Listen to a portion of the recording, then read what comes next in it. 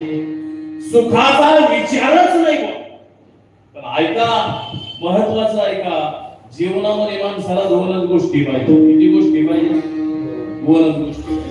आताच्या काळात जीवनात दोनच गोष्टी पाहिजे.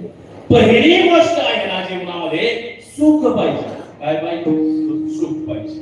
आणि दुसरी गोष्ट जीवनामध्ये काय पाहिजे? समाधान पाहिजे. दोनच गोष्टी. तुमचं काय म्हणते? याच्या पलीकडे पाहिजे का काही?